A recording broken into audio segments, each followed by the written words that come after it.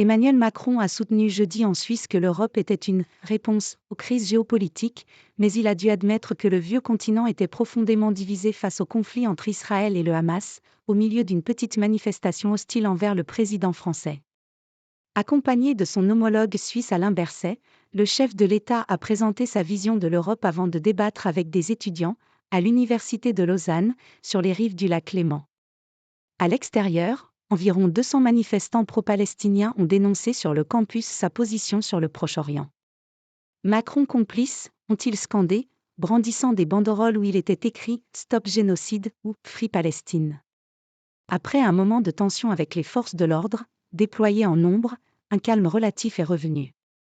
À l'intérieur, le contraste était total avec un grand amphithéâtre, rempli d'étudiants qui avaient dû passer des contrôles draconiens pour y accéder. La presse suisse s'était fait l'écho de l'intention d'une partie d'entre eux de faire entendre leur malaise face à une position française qu'ils jugeaient trop pro-israélienne, et les organisateurs semblent avoir pris leurs précautions. Ni drapeau ni banderole, et un débat policé. La seule question sur le sujet est posée par écrit. Nous avons beaucoup de mal à comprendre vos positionnements, relaie le modérateur, déclenchant des applaudissements. Pas de « guerre totale ». Malgré la « position d'unité » affichée par l'Union européenne, il y a beaucoup de différences sur ce sujet entre les pays qui la composent, admet d'emblée Emmanuel Macron, soulignant que, partout, ce conflit relève à la fois de la diplomatie et de la politique intérieure. Ça ne peut pas être la guerre totale, sans règles, insiste encore le président français, applaudi assez franchement par l'auditoire.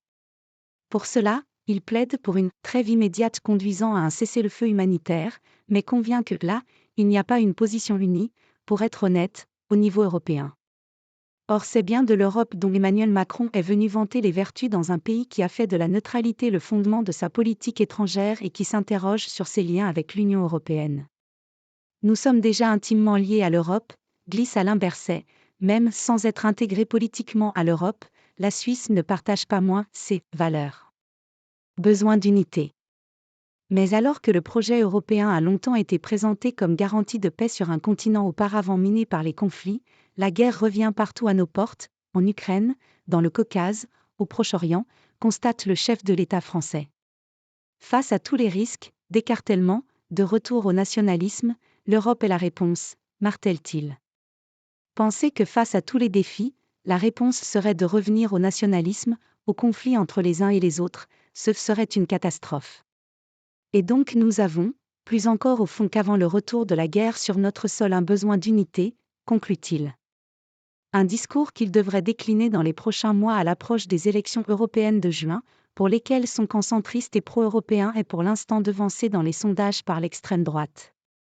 Cette unité, elle passe selon Emmanuel Macron par l'élargissement de l'EE associé à des réformes pour fonctionner à 30 ou 35, mais aussi, pour les États comme la Suisse qui ne souhaitent pas y adhérer, par son initiative de communauté politique européenne, des projets concrets, ou encore des accords d'association ambitieux.